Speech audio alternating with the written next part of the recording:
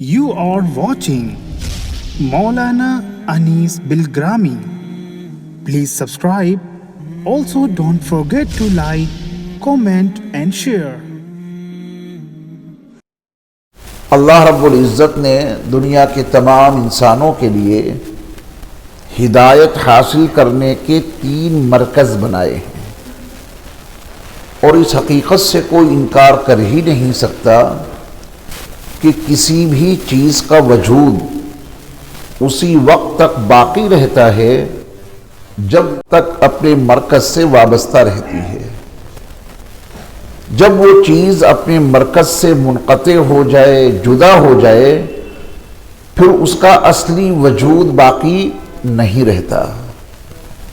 ہم اور آپ دیکھ رہے ہیں کہ یہ لائٹیں جل رہی ہیں، ان لائٹوں کی روشنی اسی وقت تک برقرار رہ سکتی ہے جب تک ان کا تعلق ان کے مرکز سے قائم ہے۔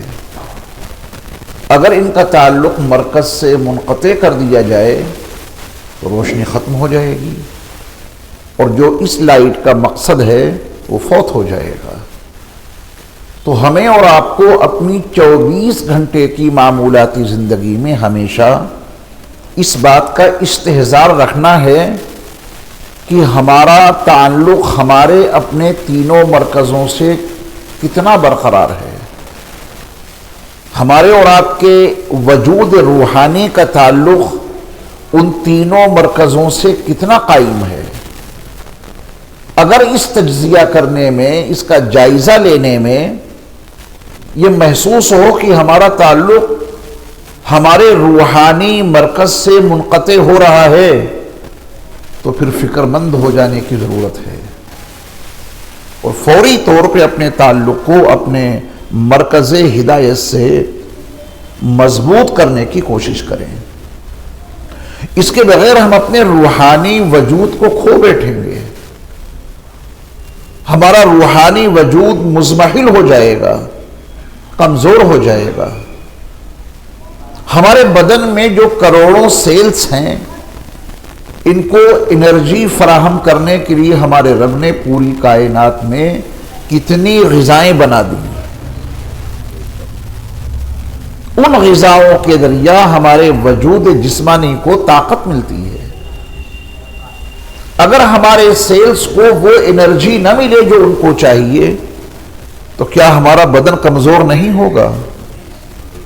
آنکھوں کی قوت بینائی کمزور ہو ہی جائے گی، کانوں کی قوت سماعت متاثر ہو ہی جائے گی، رگوں میں دوڑتا ہوا لال خون اس کی رفتار متاثر ہو ہی جائے گی، پورا بدن متاثر ہو جائے گا، طاقت اور قوت اور توانائی انرجی ختم ہو جائے گی، ضعف اور کمزوری اور اضمحلال طاری ہو جائے گا ہمارے پورے بدن پہ۔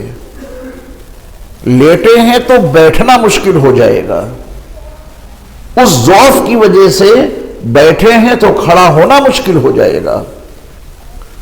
ہماری اور آپ کی نظر چونکہ مادیات تک محدود ہے، اس لیے اس جسم کی انرجی کو فراہم کرنے کے لیے ہم کسی لمحہ چوکتے نہیں۔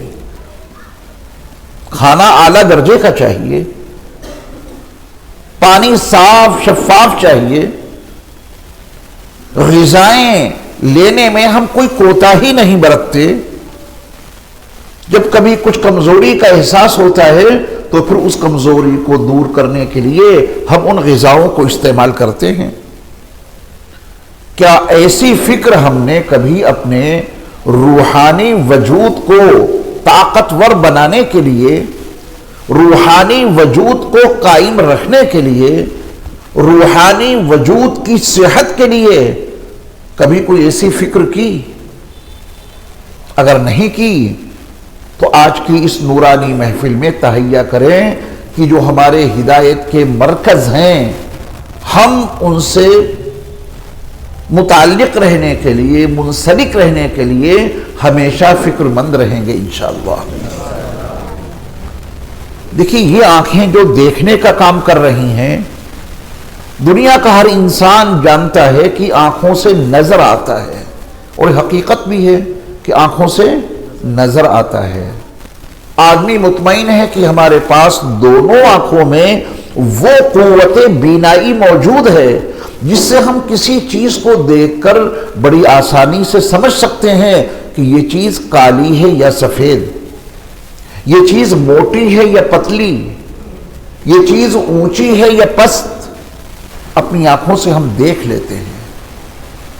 لیکن آپ جب اس کی گہرائی میں جائیں گے تو آپ کو اس بات کا اقرار کرنا ہی پڑے گا کہ ان آنکھوں سے کچھ دیکھنے کے لیے، آنکھوں کی روشنی سے فائدہ اٹھانے کے لیے ایک خارجی روشنی کا ہونا بھی ضروری ہے۔ اگر وہ خارجی روشنی نہ ہو تو کیا یہ آنکھیں کام کر سکتی ہیں؟ تھوڑی دیر کے لیے تمام لائٹیں بند کر دیجئے، باہر سے آنے والی روشنی کو ختم کرنے کے لیے جملہ انتظامات کر دیجئے، گھٹا ٹوپ اندھیرا یہاں کر دیجئے، پھر بتائیں کہ یہ آنکھیں کام کریں گی؟ آنکھیں تو ہیں ہمارے اور آپ کے پاس، اور ان آنکھوں سے نظر بھی آتا ہے، اس سے کسی کو انکار بھی نہیں کہ آنکھوں سے نظر نہیں آتا، نظر آتا ہے، لیکن ان آنکھوں سے فائدہ حاصل کرنے کے لیے باہر کی روشنی کا ہونا ضروری ہے۔ اگر ٹیوب لائٹ کی یہ روشنی نہ ہو تو کیا ہمیں کچھ نظر آئے گا؟ آنکھوں کے ہونے کے باوجود ہمیں کچھ نہیں دکھائی دے گا۔ اگر یہ مادی دنیا میں آنکھوں کی روشنی سے فائدہ اٹھانے کے لیے باہر کی روشنی کا ہونا ضروری ہے تو میرے ایمان والے بھائیوں، جو ہمارے اور آپ کے پاس ایمان ہے لا الہ الا اللہ محمد الرسول اللہ صلی اللہ علیہ وسلم، اپنی مومنانہ زندگی گزارنے کے لیے، اپنی روحانی زندگی کو آگے بڑھانے کے لیے بھی کوئی چراغ چاہیے، کوئی روشنی چاہیے۔ جب تک باہر سے وہ روشنی ہم نہیں لیں گے، ہمارے اندر جو بھی ہے اس سے کچھ فائدہ ہم حاصل نہیں کر سکتے۔ اللہ رب العزت نے اگر دنیا میں روشنی فراہم کرنے کے لیے ہر دور میں الگ الگ انتظام کیا، یہ انسانی تاریخ بڑی طویل ہے۔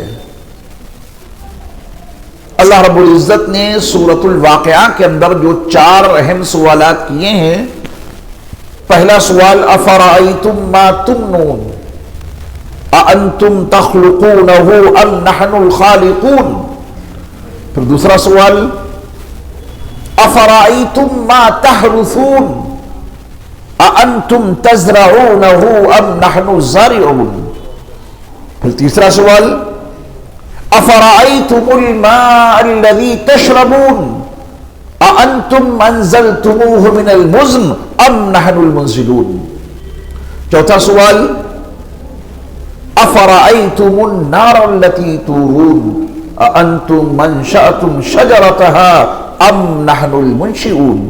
یہ 4 بڑے اہم سوال ہیں سورۃ الواقعہ کے اندر۔ وہ مادہ منویہ جو رحم میں تم ٹپکاتے ہو، یہ بتاؤ کہ اسے انسان تم بناتے ہو یا ہم بناتے ہیں؟ اس کی تخلیق تم کرتے ہو یا ہم کرتے ہیں؟ کیا کسی ماں میں یا کسی باپ میں یہ جرأت پیدا ہو سکی کہ وہ اپنے لاڈلے کے اعضاء کی تخلیق کی ذمہ داری لے لیں؟ دوسرا سوال، کسان جو بیج زمین میں ڈالتا ہے، اللہ کا سوال یہ ہے کہ اس کو تم اگاتے ہو یا ہم اگاتے ہیں؟ بیج بھی انسان نے نہیں بنایا، بیج بھی اللہ نے بنایا۔ انسان نے زمین کو کھودا اور اس میں بیج ڈالا اور زمین کو برابر کر کے اپنے گھر آ گیا۔ سچی بات تو یہ ہے کہ خود کسان کو نہیں معلوم کہ وہ بیج اس نے سیدھا ڈالا ہے یا الٹا، آڑا گرا ہے یا ترچھا، وہ تو یوں ہی ڈال کے چلا آیا اور زمین کو برابر کر دیا۔ اب اللہ کا سوال یہ ہے کہ وہ بیج تو تم نے زمین کے حوالے کیا ہے، اس کو تم اگاتے ہو یا ہم اگاتے ہیں؟ اگر کوئی کسان اپنے اندر یہ جرأت پائے تو آئے سامنے کہ اس بیج کو ہم اگاتے ہیں۔ خود کسان کو خبر نہیں کہ وہ دانہ سیدھا گرا ہے یا الٹا، آڑا گرا ہے یا ترچھا. اگر وہ دانہ فرض کیجئے کہ الٹا گرا تو پھر وہ کون ہے جو زمین کی تاریکیوں میں پہلے اس کو سیدھا کرتا ہے؟ جو اس کی کوپل نکلتی ہے وہ ہمیشہ اوپر ہی تو آتی ہے. اگر زمین کی تاریکی میں وہ دانہ الٹا ہی پڑا رہتا اور کوپل نکلتی تو کوپل نیچے جانی چاہیے تھی اور چلی جاتی، اور قیامت کی صبح تک یہ کسان اپنے کھیت کو سرسبز دیکھ ہی نہیں سکتا تھا. کوئی ضرور ہے جو سب سے پہلے زمین اور مٹی کی تاریکی میں اس دانے کو سیدھا کرتا ہے. پھر وہ کون ہے جو زمین کے مضبوط سینے کو پھاڑ کر اس نرم و نازک کوپل کو باہر نکال دیتا ہے؟ کوئی ہے ضرور. اپنے آپ کچھ نہیں ہوتا دنیا میں. یہ ہمارے اللہ کا سوال ہے کہ کاش جو تم کرتے ہو، زمین میں بیج ڈال کے آتے ہو، اسے تم پیدا کرتے ہو یا ہم پیدا کرتے ہیں؟ پالتا ہے بیج کو مٹی کی تاریکی میں کون؟ تیسرا سوال پھر اس کے بعد یہ ہے، جو پانی پیتے ہو بادلوں سے اسے تم اتارتے ہو یا ہم؟ کہاں سمندر، کہاں سائیکلون بنتے ہیں؟ سمندر کا پانی اتنا کھارا، اتنا نمکین، اس کے اوپر بہت معمولی معمولی چھوٹے چھوٹے ذروں کی شکل میں پانی اچھلا ہی تھا کہ ہوائیں آئیں اور اس کو اپنی گود میں سمیٹ کر اوپر لے گئیں. اور اوپر جا کر کتنا پانی، کتنے ٹن پانی، کوئی وزن کی انتہا ہے؟ وہ سارا جا کے پانی اوپر ٹنگا اور بادلوں کی شکل میں وہ اوپر بھرا ہوا ہے، نہ جانے کس چیز میں بھرا ہوا ہے. ہوائی جہاز کا سفر تو آپ کرتے ہی رہتے ہوں گے. بادلوں کے اندر سے جہاز ایسے آ جائے تو ان کا پانی نہیں گرتا، اور ایسے چلا جائے تب بھی ان کا پیٹ نہیں پھٹتا اور پانی ہے ان میں. یہ بادل جب اس پانی کو لے کر چلتے ہیں، اگر وہ بادل اس پانی کو لے کر نہ چلیں تو جس سمندر کے اوپر بادل تیار ہوا وہی گر جانا چاہیے تھا. لیکن اللہ کا فرمان ہے کہ ان بادلوں کو ہم ہانک کر لے جاتے ہیں مردہ زمین کی طرف. ان بادلوں کو کون ہانک کے لے جاتا ہے؟ ہمارے اللہ. کیا شان ہے ہانکنے کی؟ یہ بوتل ہے نا، اس کے اندر پانی ہے. اگر کوئی اس میں سے کوئی چیز نکال دے، آر پار کر دے، کسی چیز سے بھی سراخ کر کے ادھر سے ڈالے ادھر نکال دے تو پانی رہے گا اس میں؟ گر جائے گا نا. اور پھر یہاں سے سوراخ کر کے پھر آپ اس کو ایسے گھمائیں پورے علاقے میں تو یہ للیتا پارک ہے نا یہ، اور آگے رمیش پارک ہے. کیا یہ بوتل کا پانی اس محلے سے وہاں تک جائے گا؟ سارا راستے میں گر جائے گا. سمندروں کے اوپر جو بادل تیار ہوئے، اللہ ان کو ہانک کر لے جا رہا ہے. پانی سے بھرے ہوئے بادل ہمارا اللہ لے جا رہا ہے، اور ایئر انڈیا کے جہاز اس میں گھس گئے. جہاز نکل آئے، پانی کہیں نہیں گرا، ایک قطرہ پانی بھی نہیں گر رہا ہے. گرے گا تو جب میرا اللہ چاہے گا. ان بادلوں کو ہانک کر ہمارے اللہ لے جاتے ہیں مردہ زمین کی طرف، اور پھر وہاں پانی برساتے ہیں. پانی برسانے کا ایک طریقہ یہ کہ سارا پانی وہیں ایک دم سے اڈیل دیں. اتنے ٹن پانی اگر ایک ساتھ میں ہمارے اللہ اڈیل دیں تو جو کھیتی باڑی ہے وہ بچے گی؟ زمین نہ جانے کتنے فٹ نیچے دھنس جائے گی.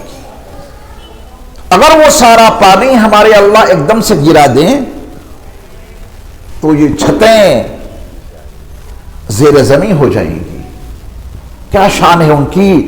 بڑے نپے تلے قطروں کے ساتھ پانی گرتا ہے. یہ اپنے آپ کچھ نہیں ہو رہا ہے. انہیں معلوم ہے کہ اگر بڑے بڑے دھارے ہم نے اوپر سے پانی کی جاری کر دیے تو یہ ہمارے بندے پریشان ہو جائیں گے، موتیں واقع ہو جائیں گی. اور کبھی کبھی اللہ نمونہ دکھا دیتے ہیں کہ ایسا بھی ہو سکتا ہے، اور ہو جاتا ہے. ہماری اور آپ کی زبان میں بادل پھٹ گیا، کتنا نقصان ہوتا ہے. اگر ہر جگہ پھٹنے لگے بادل تو کیا حال ہوگا. چوتھا سوال جو ہمارے اس موضوع سے متعلق ہے وہ یہ ہے، وہ آگ جسے تم جلاتے ہو، کس سے جلاتے ہیں ہم اور آپ آگ؟ ماچس تو خیر اب بہت کم استعمال ہو رہی، جواب آپ کا صحیح ہے۔ اب تو جو ہمارے گیس چولہے میں آگ جلانے کے لیے لائٹر استعمال ہوتا ہے، اس میں تو کوئی آگ نظر نہیں آتی، لائٹر سے آپ کا چولہا روشن ہو جاتا ہے۔ اس سے پہلے آپ ماچس کی سلائی سے، اس کو دیا سلائی بولتے تھے، دیا کے معنی چراغ، سلائی، اس کے ذریعے سے روشن کرتے تھے۔ یہ بہت ترقی یافتہ دور ہے۔ ایک دور وہ بھی تو تھا کہ ایک پیڑ ہے جسے اللہ نے پیدا کیا، درخت، وہ اسی زمین سے اگتا ہے، اس کی ساری پرورش پانی سے ہوتی ہے، شاخیں اس کی ہری بھری ہوتی ہیں۔ جس ماحول میں آم کا پیڑ اگتا ہے، جس ماحول میں انار کے پیڑ اگتے ہیں، جس ماحول میں انگور کی بیلیں پرورش پاتی ہیں، اسی ماحول میں وہ درخت اگتا ہے۔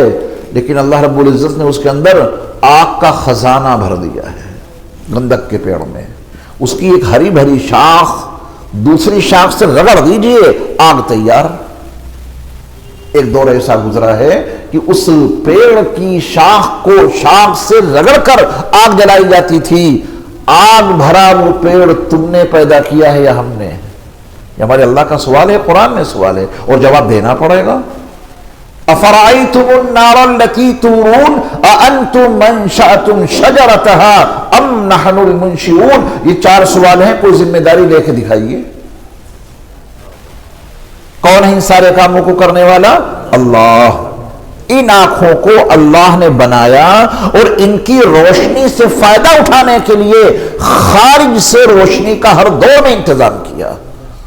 دن میں چلو سورج کی روشنی مل جاتی ہے، دن میں سورج کی روشنی مل جاتی ہے، چراغ نہیں لانے پڑتے، لیکن جب رات ہوگی تو پتھر سے پتھر ٹکرا کے، چکماک کے پتھر سے آپ اپنے چراغ روشن کریں، یا آپ اس درخت کی شاخ کو شاخ سے رگڑ کے اپنے چراغ روشن کریں، یا دیا سلائی سے روشن کریں، یا لائٹر سے، کچھ بھی ہو، اللہ نے خارجی روشنی کا انتظام کیا۔ دن میں کس کا انتظام کیا؟ سورج کا۔ اور رات میں روشنی ہوگی تبھی تو یہ آنکھیں کام کریں گی۔ اگر دن میں سورج کی روشنی نہ رہے، بادل گھٹا ٹوپ چھا جائیں تو یہ آنکھیں متاثر ہو جاتی، پھر نظر نہیں آتا ہے۔ اندھیرا ہو گیا، دن میں اندھیرا ہو جاتا ہے تو پھر آپ کو چراغوں کی ضرورت پیش آتی ہے۔ لیکن مجموعی طور پہ دن میں ہم اور آپ سورج کی روشنی سے فائدہ اٹھاتے ہیں، اور رات میں چراغوں کی روشنی سے فائدہ اٹھاتے ہیں۔ یہ چراغ ہی تو ہیں جو جل رہے ہیں، نام بدل گیا۔ پہلے چراغ ذرا وہ دوسرے انداز کے ہوتے، تیل ڈالنا پڑتا تھا، اس میں بتی لگانی پڑتی تھی۔ آج یہ ہے کہ آپ نے بٹن دبایا اور آپ کے چراغ روشن ہو گئے۔ تو اللہ رب العزت نے ان آنکھوں کو کام میں لگائے رکھنے کے لیے، ان آنکھوں سے فائدہ حاصل کرنے کے لیے باہر کی روشنی کا پورا انتظام کیا ہمارے اور آپ کے لیے۔ دن میں کس سے روشنی حاصل کرتے ہیں؟ اور رات کو چراغ سے، لائٹ سے۔ جو ہمارا روحانی وجود ہے، اللہ نے اس میں دیکھنے کی صلاحیت رکھی ہے۔ ہمارے وجود میں، روحانی وجود میں دیکھنے کی صلاحیت ہے۔ وَنَفْسٍ وَمَا سَوَّاهَا فَأَلْهَمَهَا فُجُورَهَا وَتَقْوَاهَا۔ اندر تقوی ہے، اللہ نے اندر تقوی رکھا ہے۔ اور جب آپ قرآن کا مطالعہ کریں گے تو حیرت کی انتہا نہیں رہتی کہ صرف 2 باتیں بتانی تھیں اللہ کو، وَنَفْسٍ وَمَا سَوَّاهَا کے بعد 2 باتیں بتانی تھی، فَأَلْهَمَهَا فُجُورَهَا وَتَقْوَاهَا۔ ان 2 باتوں کو بتانے کے لیے اللہ نے اتنی قسمیں کھائی ہیں، اتنی قسمیں کھائی ہیں کہ پورے قرآن کا مطالعہ کرنے کے بعد آپ فیصلہ کریں گے کہ کسی مضمون کو بتانے کے لیے ہمارے اللہ نے اتنی قسمیں نہیں کھائی۔ جہاں ہماری اور آپ کی پیدائش کا تذکرہ ہے، 4 قسمیں ہیں۔ وہ 3 قسم ہے انجیر کی، والزیتون قسم ہے زیتون کی، وطور سینین اور قسم ہے طور سینا کی، وہذا البلد الامین اور قسم ہے اس امن والے شہر کی 4 قسمیں کھائیں اور مضمون بیان کر دیا، لَقَدْ خَلَقْنَا الْإِنسَانَ فِي أَحْسَنِ تَقْوِيمٍ، اور دیگر مقامات پہ قسمیں موجود ہیں. لیکن اس چھوٹے سے مضمون کو بیان کرنے کے لیے کہ وَنَفْسٍ وَمَا سَوَّاهَا فَأَلْهَمَهَا فُجُورَهَا وَتَقْوَاهَا قَدْ أَفْلَحَ مَنْ زَكَّاهَا وَقَدْ خَابَ مَنْ دَسَّاهَا، یہ اس کا رزلٹ ہے. ان 2 باتوں کو بتانے کے لیے اللہ نے کتنی قسمیں کھائیں؟ اتنی قسمیں اللہ نے کسی مضمون کو بتانے کے لیے قرآن میں نہیں کھائیں. مضمون بڑا مختصر، قسمیں اتنی زیادہ، وَالشَّمْسِ وَضُحَاهَا وَالْقَمَرِ إِذَا تَلَاهَا وَالنَّهَارِ إِذَا جَلَّاهَا وَاللَّيْلِ إِذَا يَغْشَاهَا وَالسَّمَاءِ وَمَا بَنَاهَا وَالْأَرْضِ وَمَا طَحَاهَا وَنَفْسٍ وَمَا سَوَّاهَا. اتنی قسمیں اللہ نے کھائی ہیں، پھر وہ مضمون بیان کیا ہے تاکہ انسان کو اس حقیقت کا اعتراف کرنے میں آسانی رہے کہ ہمارے اندر جو روشنی ہے یقیناً ہے، لیکن اس روشنی سے فائدہ اٹھانے کے لیے باہر کی روشنی کی ضرورت ہے. ان آنکھوں کی روشنی سے فائدہ اٹھانے کے لیے سورج کی روشنی ہو، چاند کی روشنی ہو، ستاروں سیاروں کی روشنی ہو، یا آپ کی چراغوں کی روشنی ہو، ضروری ہے. جب تک آپ باہر کی روشنی نہیں لیں گے، جب تک ان آنکھوں کی روشنی کام نہیں کرے گی. اسی طرح دل کے اندر جو روحانی ہماری آنکھیں ہیں، ان سے فائدہ اٹھانے کے لیے ہمیں باہر کی روشنی کی ضرورت ہے. کیا کبھی اس باہر والی روشنی کو تلاش کیا؟ کیا ہم نے اور آپ نے اس باہر والی روشنی کو جاننے کی بھی کوشش کی؟ کیا اس خارجی روشنی کو جان کر اس سے فائدہ اٹھانے کا ارادہ کیا؟ روحانی آنکھیں کھلی ہوں اور ان سے کچھ نظر آ جائے، اس کے لیے باہر کی روشنی چاہیے. اس باہر والی روشنی کو نہ جانا اور نہ سمجھا، نہ اس کی کبھی ضرورت محسوس کی. پتہ یہ چلا کہ وہ اندر والی آنکھیں اندھی ہو گئیں، کچھ بھی نظر نہیں آ رہا. ہمارے آج کے بیان کا جو عنوان ہے ہدایت کا مرکز، پہلے میں روشنی کے حوالے سے اس مرکز کا تذکرہ کر دوں، پھر مرکز کے عنوان سے ان تینوں چیزوں کا قرآن کے حوالے سے میں تذکرہ کروں گا انشاءاللہ. قرآن مقدس کے 22ویں پارے میں سورۃ الاحزاب کی ایک آیت ہے جس میں اللہ رب العزت نے اپنے نبی علیہ السلام کو مخاطب کرتے ہوئے آپ کی صفات عظیمہ، صفات جلیلہ کا بیان کیا ہے. نبی کو مخاطب کیا اللہ نے، یا ایھا النبی انا ارسلناک شاہدا ومبشرا ونذیرا وداعیا الی اللہ باذنہ وسراجا منیرا. اللہ نے اپنے نبی کو مخاطب کیا اور ان کی عظیم صفات کا، ان کی شان و شوکت کا، ان کے جاہ و جلال کا تذکرہ کیا. اس میں وسراجا منیرا، یہ مجھے عرض کرنا ہے آج، تاکہ ہم اندر والی آنکھ کے لیے باہر سے روشنی فراہم کرنے میں لگ جائیں. پہلے آپ وہ باہر کی روشنی سمجھیے. اللہ رب العزت نے اپنے آخری نبی صلی اللہ علیہ وسلم کے اوصاف حمیدہ کو بیان کرتے ہوئے فرمایا کہ ہم نے آپ کو سراج منیر بنا کر کے بھیجا ہے. کیا بنا کے بھیجا؟ سراج منیر. سراج کا ترجمہ کیا ہے؟ دیکھیے، سراج کے 2 ترجمے ہیں. سراج کا ایک ترجمہ ہے سورج. سراج کا ایک ترجمہ کیا ہے؟ سورج. جبکہ عربی زبان میں سورج کے لیے مستقل ایک لفظ موجود ہے، اس کو کہتے ہیں الشمس. الشمس کا ترجمہ بھی سورج اور سراج کا ترجمہ بھی سورج. لیکن سراج کا ایک دوسرا ترجمہ بھی ہے اور وہ ہے مصباح، چراغ. سراج کا دوسرا ترجمہ کیا ہے؟ چراغ. جبکہ چراغ کے لیے عربی زبان میں مستقل ایک لفظ موجود ہے. خود قرآن میں چراغ کے لیے وہ لفظ مستعمل ہے اور وہ ہے المصباح. مصباح کہتے ہیں چراغ کو. تو اللہ رب العزت نے اپنے نبی کی صفات عظیمہ کو بیان کرتے ہوئے، ان کی شان رفیعہ کو بیان کرتے ہوئے فرمایا وَسِرَاجًا مُنِيرًا، اور ہم نے آپ کو سراج منیر بنا کر کے بھیجا. اب اس میں دونوں ترجمے ہوں گے.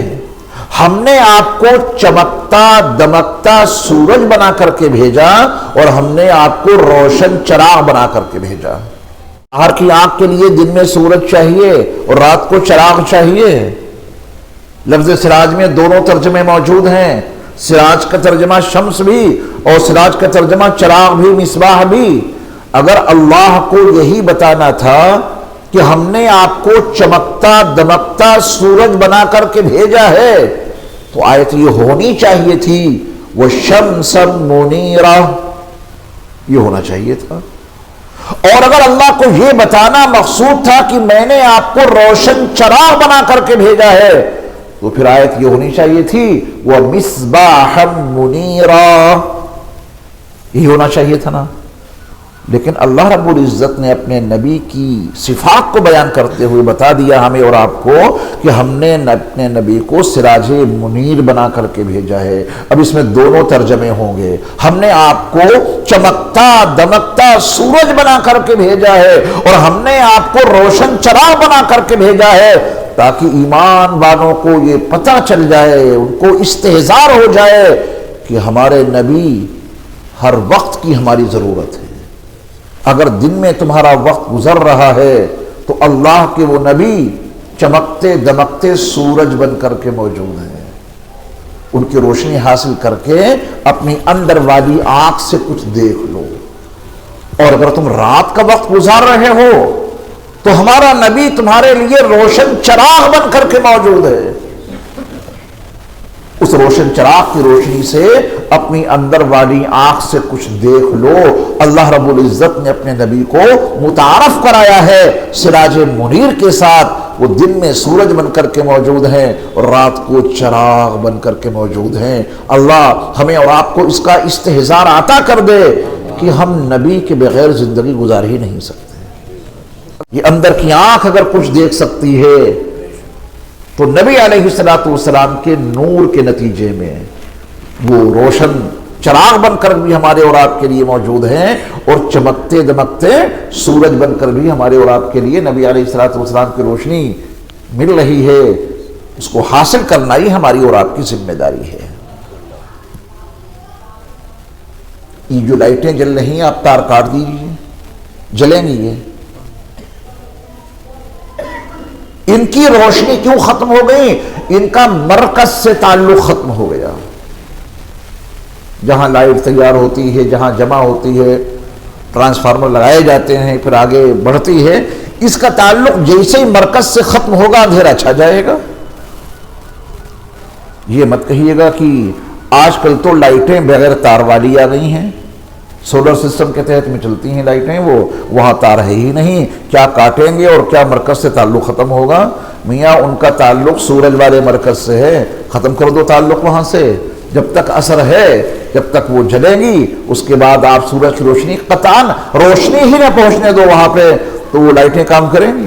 ایک اصول ہے، کسی چیز کی بقا اسی وقت تک ہے جب تک اس کا تعلق مرکز سے ہے۔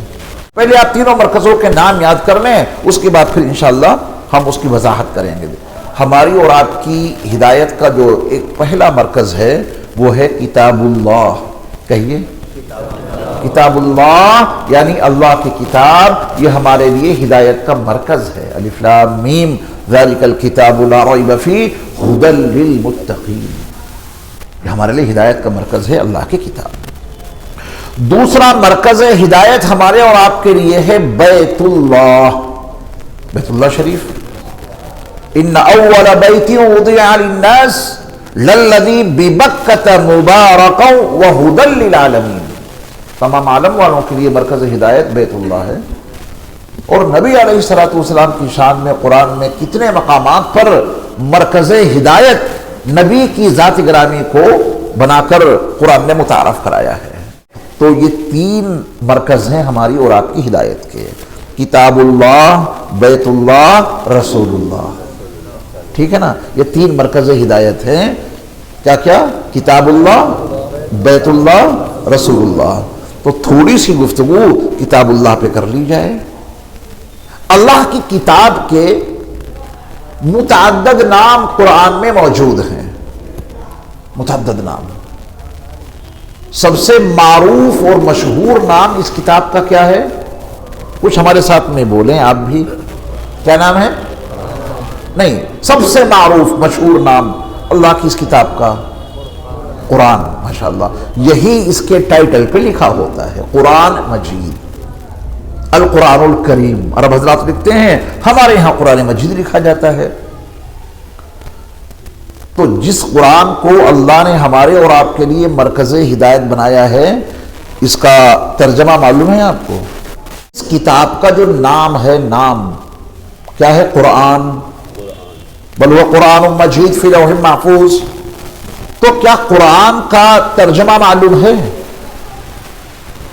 کیا دنیا میں کوئی ایسی کتاب ہے کہ لوگ اسے پڑھیں اور پوری کتاب پڑھ ڈالیں اور اس کتاب کا جو نام ہے، نام کا ترجمہ نہیں معلوم؟ میں سمجھتا ہوں کہ ایسی کوئی کتاب دنیا میں نہیں ہوگی اس کے پڑھنے والے پوری کتاب پڑھ لیں اور جو کتاب کا نام ہے وہ اس کا ترجمہ نہ جانیں۔ ایسی ہے کوئی کتاب؟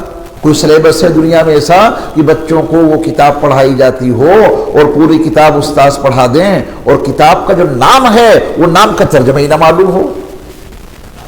آپ کے گھروں میں کوئی نہ کوئی کتاب ہوگی۔ بہشتی زیور ہے، کوئی پوچھے کہ بہشتی زیور کا ترجمہ کیا ہے تو آپ کہہ دینا جنت والا زیور۔ بہشت جنت کو کہتے ہیں، بہشتی جنت والا زیور۔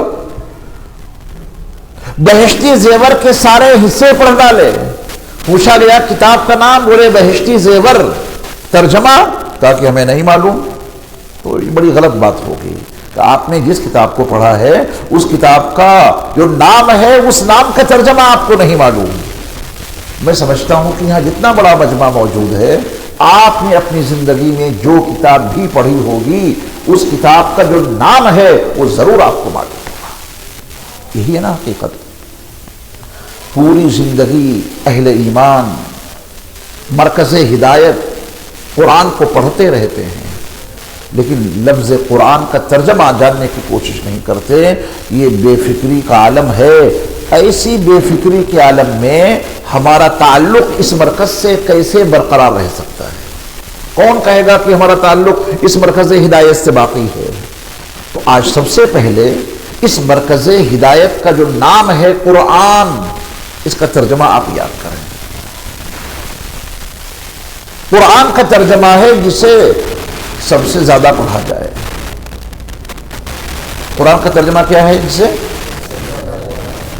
کیا ہے دنیا میں کوئی کتاب جو اس سے زیادہ پڑھی جاتی ہو؟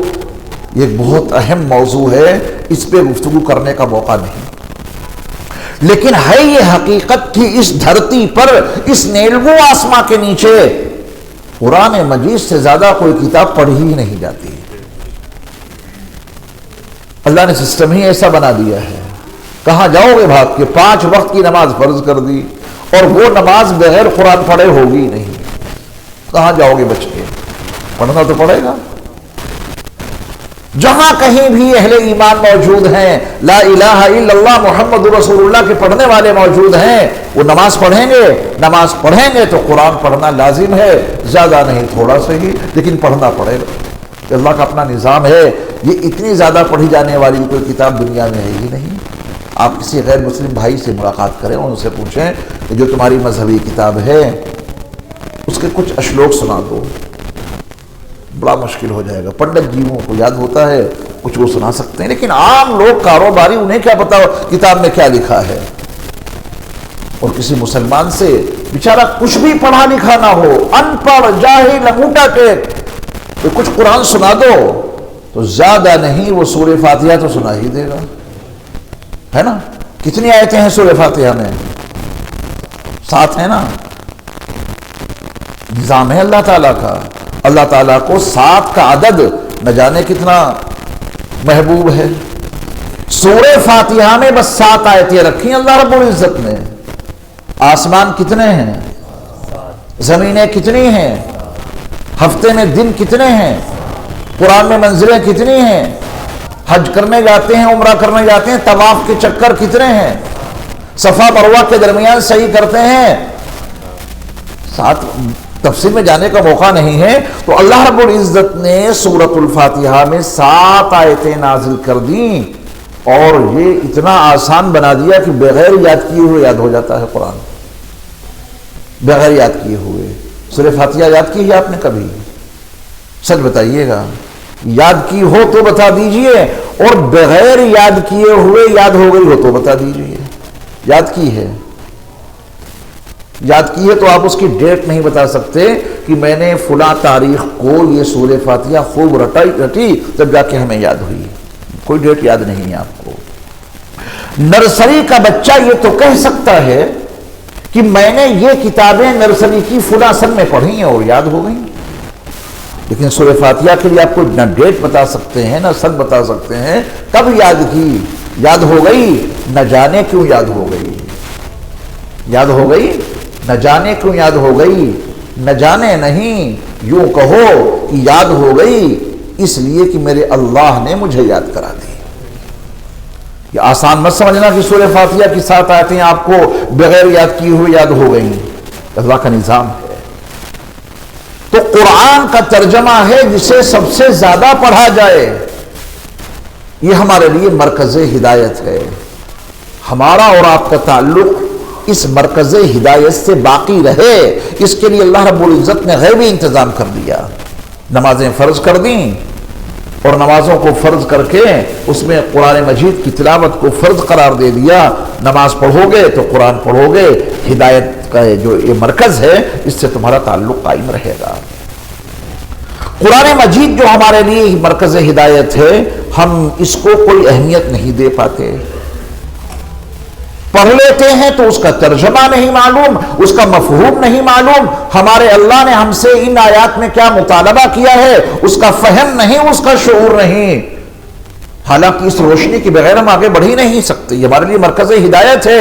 قرآن سے تعلق ختم ہوگا تو ہدایت کے لیے ہم محروم ہو جائیں گے. اس سے تعلق باقی رکھنا بہت ضروری ہے. علماء حضرات کا تو کام ہے کہ بھائی پورا قرآن سمجھیں, ان کو پڑھایا جاتا ہے, قرآن سمجھایا جاتا ہے, ترجمہ رٹایا جاتا ہے, تفاسیر کے اسباق دیے جاتے ہیں, تبھی تو عالم بنتے ہیں. آج کی نشست میں آپ تمام حضرات کو یہ طے کر کے اٹھنا ہے انشاءاللہ کہ ہم قرآن کو سمجھنے کا آغاز کریں گے. ہے نا؟ کریں گے آغاز. علماء کو جو پڑھایا جاتا ہے وہ سورۃ الفاتحہ سے ان کا سبق شروع ہوتا ہے, اور من الجنت والناس پہ ترجمہ اور تفسیر اسی میں ان کا وقت گزرتا ہے. سارا قرآن سمجھ لیں سبحان اللہ, لیکن آغاز کہاں سے کریں آپ؟ آج میں آپ کو چھوٹا سا کورس بتاتا ہوں, وہاں سے آپ آغاز کریں گے. اللہ رب العزت نے تمام ایمان والوں کو قرآن میں ندا دی ہے, انہیں مخاطب بنایا, ہر دور کے ایمان والوں کو اور انسانوں کو بھی. لیکن میں وہ موضوع چھیڑنا نہیں چاہتا. اللہ نے قرآن مجید میں اہل ایمان کو ندا دی ہے, یعنی آواز دی ہے.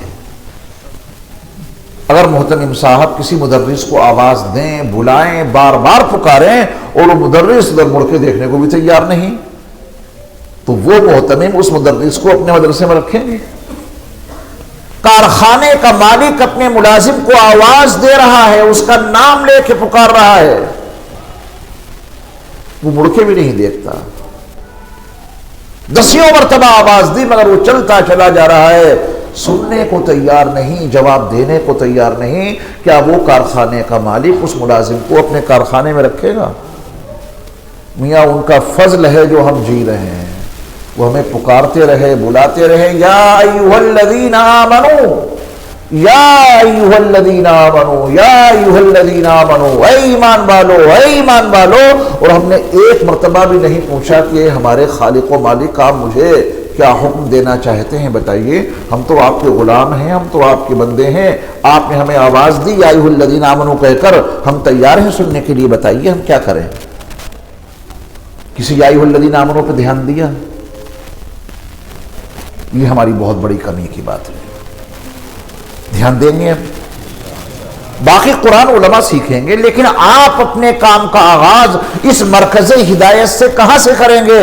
بس 90 مقامات پہ ہمیں اور آپ کو اللہ رب العزت نے آواز دی ہے یا ایھا الذین آمنو کہہ کر. 86 صورتیں ہیں مکی, اس میں ایک مرتبہ بھی یا ایھا الذین آمنو نہیں ہے. پورے قرآن مجید میں 114 صورتیں ہیں، 114 صورتوں میں سے 86 صورتیں مکی ہیں اور 28 صورتیں مدنی ہیں۔ 86 صورتوں میں سے کہیں بھی ان کے اندر یا ایھا الذین آمنوا نہیں ہیں۔ 28 صورتوں میں سے 20 صورتوں میں جو مدنی صورتیں ہیں 90 مرتبہ یا ایھا الذین آمنوا آیا ہے، زیادہ نہیں ہے۔ اگر ہفتے میں ایک مرتبہ ایک یا ایھا الذین آمنوا سمجھا تو 90 ہفتوں میں اپنا کام بن جائے گا کچھ نہ کچھ۔ ہمارے اللہ نے ہمیں بلایا ہے، پوچھیں یا اللہ ہمیں کیا آرڈر دینا چاہتے ہیں۔ عبداللہ ابن عباس کا فرمان بھی ہے کہ قرآن مجید میں جہاں کہیں بھی یا ایھا الذین آمنوا آیا ہے تو اہل ایمان کو اگلی بات سننے کے لیے تیار ہو جانا چاہیے۔ ان کا اللہ انہیں کوئی خاص کام بتانا چاہتا ہے، ان کا اللہ انہیں کوئی خاص حکم دینا چاہتا ہے۔ سورۃ البقرہ میں ہی 11 مرتبہ یا ایھا الذین آمنوا آیا ہے۔ کتنی مرتبہ؟ 11 مرتبہ۔ ایسے الگ الگ صورتوں میں ہے۔ تو جہاں کہیں بھی یا ایھا الذین آمنوا آیا اس کو پڑھیے، ترجمہ دیکھیے، اس کا مفہوم سمجھیے اور اپنی اپنی مسجد کے اماموں سے رابطہ قائم کیجئے اور اس یا ایھا الذین آمنوا کو سمجھنے کی کوشش کیجئے اور کہیے امام صاحب دیکھیے ہمارے پاس ایک اللہ کا فرمان آیا ہے، ہم تو جانتے نہیں عربی زبان میں کیا لکھا ہے، آپ بتائیے۔ ہمارے اللہ نے ہمیں آواز دی ہے یا ایھا الذین آمنوا اور الحمدللہ ہم ایمان والے ہیں، ایمان والوں کے زمرے میں داخل ہیں، اب اس میں ہمارے لیے کیا آرڈر آیا ہے بتائیے۔ تو سب سے پہلے یا ایھا الذین آمنوا کے بارے میں امام صاحب آپ کو سمجھا دیں گے کہ سب سے پہلا یا ایھا الذین آمنوا یہ ہے، یا ایھا الذین آمنوا لا تقولوا راعنا وقولوا انظرنا واسمعوا وللکافرین عذاب علیم۔ پہلے یا ایھا الذین آمنوا میں کام نہیں بتایا ہے کہ یہ کام کرو، پہلے یا ایھا الذین آمنوا میں اللہ نے اپنے نبی کی بارگاہ میں الفاظ کے استعمال کے سلسلے میں بے پناہ احتیاط اختیار کرنے کا آرڈر دیا ہے۔ یہ وہ بارگاہ ہے کہ جس میں بہت سوچ سمجھ کے بولنا ہوگا۔ ایک لفظ ایسا ہے کہ اس کے 2 طرح کے معنی ہیں، ایک اچھے اور ایک برے۔ تو تم اچھے معنی کی نیت سے بھی وہ لفظ نبی کے لیے نہیں بول سکتے کیونکہ اس کے ایک معنی غلط ہیں۔ اللہ اکبر۔ بارگاہ نبوی کے آداب سکھائے ہیں پہلے یا ایھا الذین آمنوا میں، یہ نہیں کہ جو چاہے بکواس کر دو۔ آداب ہیں نبی کی بارگاہ میں گفتگو کرنے کے۔ رائنا اور انظرنا دونوں کا ترجمہ ایک ہے، لیکن رائنا میں 2 ترجمے ہیں، ایک اچھے اور ایک برے۔ تو اللہ رب العزت نے رائنا کے استعمال پہ پابندی لگا دی۔ اس کا ایک ترجمہ غلط بھی تو ہے، اچھے کی نیت سے بھی یہ لفظ نہیں بول سکتے۔ اللہ اکبر۔ پھر فرمایا کہ انظرنا کہا کرو، ترجمہ دونوں کا ایک ہے، مفہوم دونوں کا ایک ہے۔ خدا کرے ہم نبی کی بارگاہ کی عظمت کو جاننے اور سمجھنے والے بن جائیں۔ وَمَا أَرْسَلْنَا مِن رَّسُولٍ إِلَّا لِيُطَاعَ بِإِذْنِ اللَّهِ۔ ہم نے جب کبھی کسی رسول کو بھیجا تو اسی لیے بھیجا کہ اللہ کے حکم سے ان کی اطاعت کی جائے، اللہ کے حکم سے ان کی اطاعت کی جائے۔ میں بھی تذکرہ کروں گا، یہ مرکز ہدایت ہے رسول اللہ، یہ بھی تذکرہ آپ کے سامنے آئے گا۔ تو کتاب اللہ کے حوالے سے اگر آج ہم نے اور آپ نے طے کر لیا کہ باقی علوم تو علماء جانیں، باقی قرآن کی آیتیں علماء سیکھیں، ہم بھی سیکھیں گے اگر موقع ہوگا، لیکن ہمارے ذمے سب سے پہلا فرض یہ ہے کہ ہمارے اللہ نے ہمیں قرآن میں جہاں کہیں بھی آواز دی ہے ہم سب سے پہلے اس کو سیکھیں گے انشاءاللہ۔ ایک ہفتے میں ایک ہی سیکھ لو، 80 سال تک جن کا کھاتے رہے، 80 سال تک جن کا عطا کیا ہوا پیتے رہے، 80 سال تک جن کی بنائی ہوئی زمین پہ چلتے رہے، عطا کردہ سامان کو جمع کر کے آشیانہ بناتے رہے، سب کچھ تو انہی کو ہے، ہمارا اور آپ کا کیا ہے؟ کچھ ہو تو بتا دیجئے۔ نہ آنکھیں ہماری ہیں، نہ کان ہمارے ہیں، نہ زبان ہماری ہے، سب کچھ تو انہی کا دیا ہوا ہے، سب کچھ ان کا استعمال کر رہے ہیں اور وہ آوازیں دے رہے ہیں، یا ایھا الذین آمنوا بلا رہے ہیں، پکار رہے ہیں، اور ہم ادھر قطعاً توجہ دینے کے لیے تیار نہیں۔ اللہ ہمیں یہ سمجھ عطا کر دے۔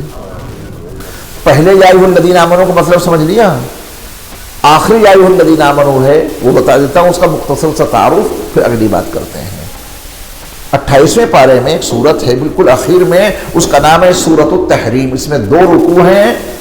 دوسرا رکوع جہاں سے شروع ہوتا ہے یہ قرآن مجید کی ترتیب کے لحاظ سے آخری یا ایھا الذین آمنوا ہے۔ اس کے بعد پھر پورے حصے میں جتنا حصہ باقی بچتا ہے قرآن کا کہیں بھی یا ایھا الذین آمنوا نہیں ہے۔ 29واں پارہ 30واں پارہ 28ویں پارے کے بالکل اخیر میں سورۃ التحریم 2 رکوع پر مشتمل یہ سورت ہے۔ دوسرا رکوع جہاں سے شروع ہوتا ہے یا ایھا الذین آمنوا، اے ایمان والو، تو ہمیں فوراً متحرک ہو جانا چاہیے، یا اللہ آرڈر دیجئے، دیکھیں آپ کا کیا حکم ہے ہمارے لیے۔ آرڈر یہ ہے آخری یا ایھا الذین آمنوا میں توبوا الی اللہ توبۃ نصوحا، میرے ایمان والے بندو پکی سچی توبہ کر لو۔ پہلا یا ایھا الذین آمنوا اس میں اللہ نے اپنے نبی کی بارگاہ میں گفتگو الفاظ کے استعمال کی انتہائی درجے کی احتیاط برتنے کا حکم دیا ہے، اور آخری یا ایھا الذین آمنوا میں توبہ کرنے کا حکم دیا ہے۔ توبہ کرو، اس توبہ پکی سچی ہونی چاہیے۔ اللہ رب العزت کو توبہ والا عمل بہت پسند ہے۔ مغفرت طلب کرو اللہ سے۔ جو بندے اللہ تعالیٰ سے مغفرت طلب کرتے ہیں اللہ ان سے بڑا پیار کرتے ہیں، بڑی محبت کرتے ہیں۔ عقیدہ یہ ہو کہ وَمَن يَغْفِرُ الذُّنُوبَ إِلَّا اللَّهُ، ہمارے گناہوں کو اللہ کے سوا کون معاف کر سکتا ہے؟ اور پھر ان کی طرف سے دلاسا اتنا بڑا کہ چاہے جتنے تمہارے گناہ ہو کبھی مایوس مت ہونا، کبھی گھبرانا نہیں، معافی مانگو ہم معاف کر دیں گے۔ ایک مسئلہ آپ نے سنا ہوگا کہ الاسلام یہدم ما کان قبلہ، 80 سال کا بوڑھا انسان 80 سال تک کفر کرتا رہا، شرک کرتا رہا، برے برے کام کرتا رہا، اور جیسے ہی اس نے کہا لا الہ الا اللہ محمد الرسول اللہ، اس کلمے کے پڑھتے ہی 80 سال کے سارے گناہ معاف ہو گئے۔ اس کلمے کی خاصیت دیکھیں، ادھر کلمہ پڑھا 80 سال کے سارے گناہ اللہ نے معاف کر دیے۔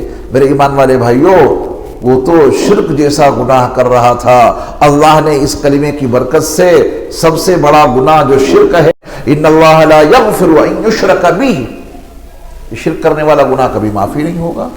شرک جیسا بڑا گناہ معاف ہو جاتا ہے ایک لمحے میں، تو تمہارے کتنے گناہ ہو گئے؟ تم شرک تو کرتے نہیں ہو، چھوٹے موٹے تمہارے گناہ ہیں، اگر ان گناہوں سے زمین اور آسمان کے درمیان کا خلا پر ہو جائے، اگر تمہارے ان گناہوں سے زمین اور آسمان کے درمیان کا خلا بھر جائے، تمہارے گناہ ریت کے ذروں سے بھی زیادہ ہو جائیں، تمہارے گناہ پانی کے قطروں سے بھی زیادہ ہو جائیں، اور تمہارے گناہ درختوں کے پتوں سے بھی زیادہ ہو جائیں، تب بھی تمہیں مایوس نہیں ہونا ہے۔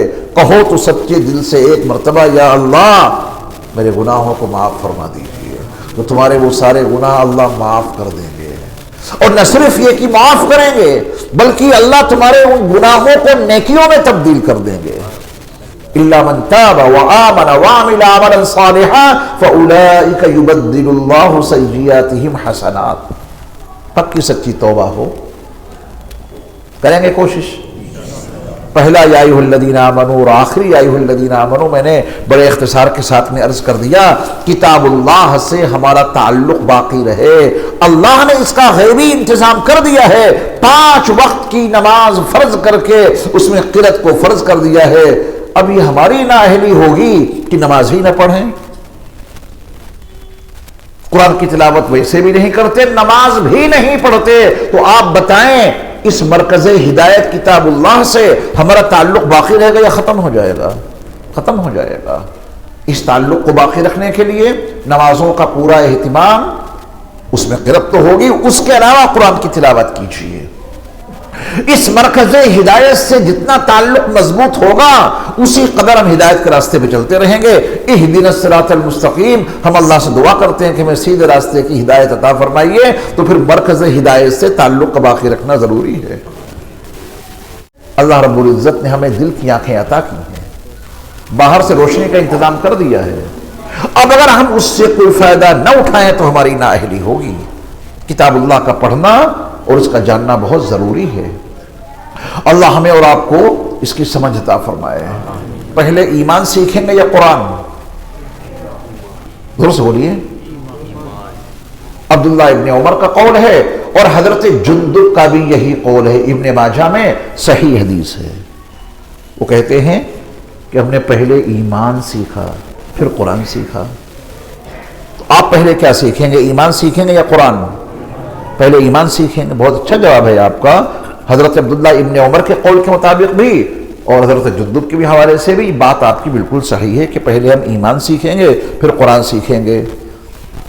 گیپ کتنا ہوگا دونوں میں؟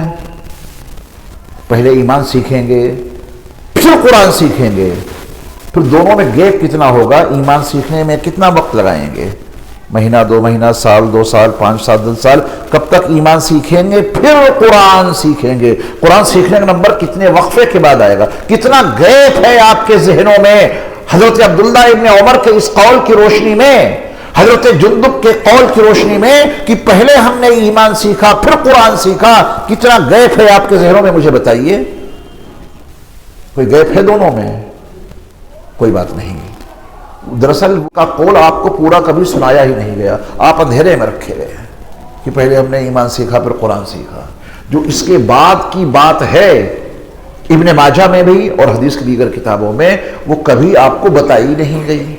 اس کے نتیجے میں ان صحابہ کے اس قول کو ذہنوں میں غلط انداز سے فیڈ کر دیا گیا. ان جواب آپ بھی نہیں دے پا رہے ہیں کہ پہلے ایمان اور پھر بعد میں قرآن, تو بتائیے گیپ کتنا رکھیں گے بیچ میں؟ اور اگر اس کے بعد کی جو بات ہے وہ آپ کو سنا دی جاتی, عبداللہ ابن عمر اور حضرت جندب کا پورا قول سنا دیا جاتا, تو کوئی اشکال ہی نہیں پیدا ہوتا. نیم حکیم خطرہ جان اور نیم ملا خطرہ ایمان. ان نیم ملاؤں نے پورا نظام ہی خراب کر دیا. ایک جملہ آگے ہے اسے بتا دیتے, کیا دقت تھی؟ اسے چھپا دیا. اتنا بتلایا کہ پہلے ہم نے ایمان سیکھا اور پھر ہم نے قرآن سیکھا, اندھیرے میں رکھا. اگلی بات کیوں نہیں بتاتے؟ عبداللہ ابن عمر بھی یہی کہتے ہیں اور حضرت جندب بھی کہ پہلے ہم نے ایمان سیکھا پھر قرآن سیکھا, اس کے ذریعہ سے ہمارے ایمان میں اضافہ ہو گیا. کہیے سبحان اللہ. یا سمجھے نہیں؟ پہلے ہم نے ایمان سیکھا, آپ نے بھی پہلے وہی کام کیا, لا الہ الا اللہ محمد رسول اللہ, ایمان سیکھ لیا, ایمان حاصل ہو گیا. اس کے بعد ہم نے قرآن سیکھا اور اس قرآن سیکھنے کے نتیجے میں وہ جو ہم ایمان لائے تھے لا الہ الا اللہ محمد رسول اللہ, اس قرآن کے ذریعہ اس ایمان میں اضافہ ہو گیا. یہ ہے پورا آسان حل جو احادیث کی کتاب میں موجود ہے. میں آپ کو اور آسان زبان میں سمجھاتا ہوں تاکہ مرکز ہدایت آپ سمجھ سکیں قاعدے سے. سب لوگ کہیں لا الہ الا اللہ. آپ نے کہا اللہ کے سوا کوئی معبود نہیں. غیر مسلم یہ جملہ کہے تو ایمان میں آ جائے, آپ نے کہا تو آپ کی ترقی ہو گئی کیونکہ آپ پہلے سے صاحب ایمان ہیں. اب یہ بتائیے کہ اس میں تو صرف اتنا ہے لا الہ الا اللہ, ایمان سیکھ لیا, اللہ کے سوا کوئی معبود نہیں. اب قرآن پڑھیے, سورہ البقرہ کی ایک آیت الکرسی مثال دے رہا ہوں میں. اللہ, آیت الکرسی یہاں سے شروع ہوتی ہے, لا الہ الا اللہ میں اللہ ہے. وہاں تو اتنا ہی معلوم ہوتا کہ اللہ کے سوا کوئی معبود نہیں. اب اسی اللہ کا تذکرہ قرآن میں موجود ہے. اب دیکھو ایمان بڑھے گا. اللہ لا الہ الا هو الحی القیوم لا تأخذہ سنۃ ولا نوم. جب پوری سورت پڑھیں گے تو اللہ کی صفات کا علم قرآن سے حاصل ہوگا, تو اسی لا الہ الا اللہ والے ایمان میں اضافہ ہو جائے گا اس قرآن سے. ہے نا آسان سی بات. سورۃ الحشر کی آخری 3 آیتیں, هو اللہ الذی لا الہ الا هو عالم الغیب والشہادہ هو الرحمن الرحیم هو اللہ الذی لا الہ الا هو الملک القدوس السلام المؤمن المہیمن العزیز الجبار المتکبر سبحان اللہ عما یشرکون هو اللہ الخالق البارئ المصور له الاسماء الحسنى يسبح له ما في السماوات والارض وهو العزیز الحکیم. یہ قرآن پڑھا تو اس قرآن میں اللہ کی جو صفات موجود ہیں ان کو سمجھا تو لا الہ الا اللہ والے ایمان میں اضافہ ہو گیا. یہ پہلے ہم نے ایمان سیکھا, یعنی صرف کہا لا الہ الا اللہ محمد رسول اللہ, اور پھر ہم نے قرآن سیکھا. اس قرآن سیکھنے کے نتیجے میں ہمارے ایمان میں اضافہ ہوا. آج سمجھ گئے اس کا مطلب؟ محمد الرسول اللہ صرف اتنا ہے. محمد حضرت محمد صلی اللہ علیہ وسلم اللہ کے رسول ہیں. بے شک آپ نے ایمان سیکھ لیا, قرآن پڑھیے, پھر دیکھنا کتنا اضافہ ہوتا ہے. سبحان الذی اسرا بعبدہ لیلا من المسجد الحرام الى المسجد الاقصى الذی بارکنا حولہ لنریہ من آیاتنا انہ هو السمیع البصیر. جب یہ آیت آپ نے اپنے نبی کی شان میں پڑھی جس میں سفر معراج کا تذکرہ ہے، اسراء کا تذکرہ ہے، تو اس آیت کے ذریعہ محمد صلی اللہ علیہ وسلم پہ جو ایمان لائے تھے کہ وہ اللہ کے رسول ہیں، اس ایمان میں اضافہ ہوا، یقیناً اضافہ ہوا کہ ہمارے نبی سفر معراج میں تشریف لے گئے، زنجیر بھی ہلتی رہی، بستر بھی رہا گرم، تا عرش گئے اور چلے آئے محمد صلی اللہ علیہ وسلم. تو محمد رسول اللہ پہلے ہم نے ایمان سیکھا، بڑا مختصر تھا، بڑا اجمال تھا، اس میں قرآن پڑھا تو ہمارے ایمان میں اضافہ ہو گیا. کوئی گیپ ہے کیا؟ کوئی گیپ نہیں. ادھر لا الہ الا اللہ محمد رسول اللہ پڑھ کے ایمان سیکھا، ادھر قرآن سیکھنا شروع کر دیا، اور قرآن جتنا جتنا سیکھا اتنا اتنا اس ایمان میں اضافہ ہوتا چلا گیا. لوگوں نے عبداللہ ابن عمر کے قول کو پکڑا، ادھوری بات بتائی اور کیس اتنا پلٹ دیا جس کا حقیقت سے کوئی تعلق ہی نہیں بچا. میرے ایمان والے بھائیوں، مرکز کو بھی سمجھیں اور اس کی حقیقت کو بھی سمجھیں، ورنہ آپ نہ جانیں دنیا کے کن پگڈنڈیوں میں گم ہو جائیں گے اور حقیقت تک رسائی نہیں ہو پائے گی. اس لیے تہیہ کریں، ارادہ کریں کہ مرکز ہدایت کتاب اللہ سے اپنے تعلق کو برقرار رکھیں گے. اسی سے ایمان میں اضافہ ہوگا. ایمان کہیں باہر نہیں رکھا کہ آپ اٹھا کے لے آئیں گے، یا کہیں رکھا ہے کہ قرآن بعد میں اٹھائیں گے، پہلے وہاں سے ایمان لے کے آ جائیں. علماء سے پوچھیے، انہوں نے بخاری پڑھی ہے جس کے بغیر کسی کو سند نہیں ملتی. امام بخاری رحمۃ اللہ علیہ کی عظمتوں کو سلام. کتاب الایمان، ہر چیز سے پہلے مقدم کیا ہے؟ ایمان. یہ ہمارا اور آپ کا کہنا ہے کہ سب سے مقدم ایمان ہے اور بعد میں اعمال ہیں. ایمان کس پر لاؤ گے؟ زمین پہ، آسمان پہ، ستاروں پہ، سیاروں پہ، بہتے ہوئے دریاؤں پہ، ٹھاٹھے مارتے ہوئے سمندروں پہ، جنگلوں پہ، جانوروں پہ، کس پر ایمان لاؤ گے؟ حساب ایمان سب سے مقدم ہے. امام بخاری فرماتے ہیں کہ ایمان سے بھی پہلے وحی ہے، پہلے وحی کو مانو تو ایمان سمجھ میں آئے گا. تو کتاب الایمان بعد میں لائے. کتاب الایمان سے پہلے جو باب قائم کیا ہے کتاب الوحی، باب کیف کان بدء الوحی الی رسول اللہ صلی اللہ علیہ وسلم. ایمان کس پر لاؤ گے؟ وحی کے نظام کو پہلے تسلیم کرو، تبھی تو اس پر ایمان لاؤ گے. تو ایمان کہیں رکھا نہیں کہ قرآن بعد میں اٹھائیں گے اور وہاں سے ایمان لے آئیں گے. نہیں، ادھر کہو لا الہ الا اللہ محمد رسول اللہ اور فوراً قرآن کو اپنا لو، تب یہ ایمان بڑھے گا، تب یہ ایمان بڑھے گا. یہی بات کہی تھی ان دونوں صحابہ نے، اور بات کو کیسے بگاڑ کے، کیسے گھما پھرا کے کہاں سے کہاں آگے بڑھا دیا. یہاں تک کہ لوگ اس مضمون کو سمجھ گئے کہ میاں مدرسے میں پڑھتے کیوں ہو؟ یہ قرآن تو بعد کی چیز ہے، پہلے ایمان سیکھو. تو ان سے پوچھو کہ ایمان کہاں سے لاؤ گے؟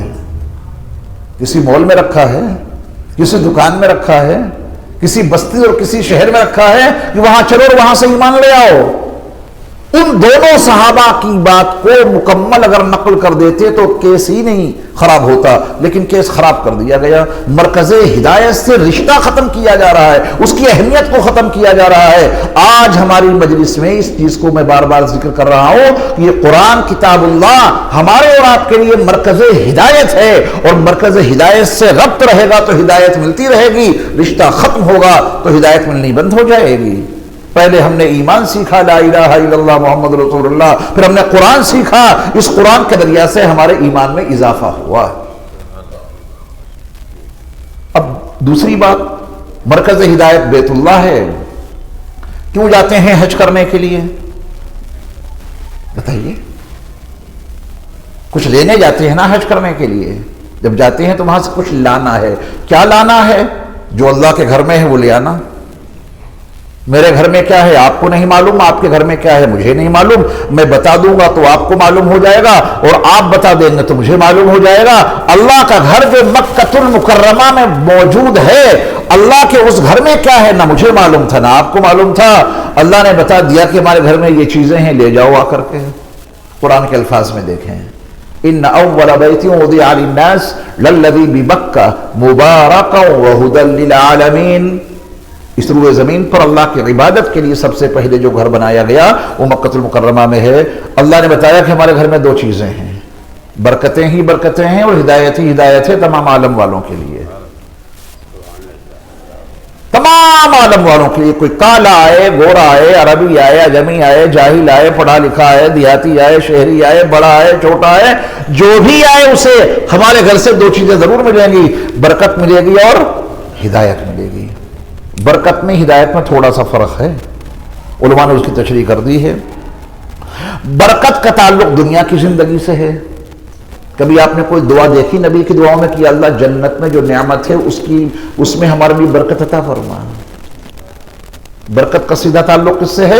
دنیا کی زندگی سے۔ دودھ پیو برکت مانگو، کھانا کھاؤ برکت مانگو اللہ سے، برکتیں ملیں گی تو دنیا سنور جائے گی۔ اور ہدایت کا تعلق آخرت سے ہے، ہدایت ملے گی تو آخرت سنور جائے گی۔ یعنی اللہ نے اشارہ دے دیا کہ ہمارے گھر میں آ کر کے تمہیں دونوں جہان کی کامیابی مل جائے گی، برکتیں لے جاؤ تمہاری دنیا سنور جائے گی، اور ہدایت لے جاؤ تمہاری آخرت سنور جائے گی۔ کہ دنیا کی بھی کامیابی مل جائے اور آخرت کی بھی کامیابی مل جائے، اس کے لیے اللہ نے مرکز ہدایت کیا بنایا ہے؟ اپنا گھر۔ وہاں برکت بھی ہے اور ہدایت بھی ہے۔ برکت لاؤ دنیا بن جائے اور ہدایت لاؤ آخرت بن جائے۔ دو مرکز ہدایت سمجھ میں آ گئے، کتاب اللہ اور دوسرے بیت اللہ۔ ایک مرکز ہدایت ہے رسول اللہ صلی اللہ علیہ وسلم۔ تو قرآن سے جو مرکز ہدایت ہے رشتہ قائم رہے، نمازوں میں پڑھنے کے لیے دے دیا۔ بیت اللہ جو مرکز ہدایت ہے اس سے رابطہ قائم رہے، تو آرڈر یہ ہے کہ تم جہاں کہیں بھی ہو نماز پڑھو گے تو چہرہ تمہارا بیت اللہ کی طرف ہونا چاہیے، کہیں رشتہ تمہارا ختم نہ ہو جائے، کہیں تعلق تمہارا ٹوٹ نہ جائے۔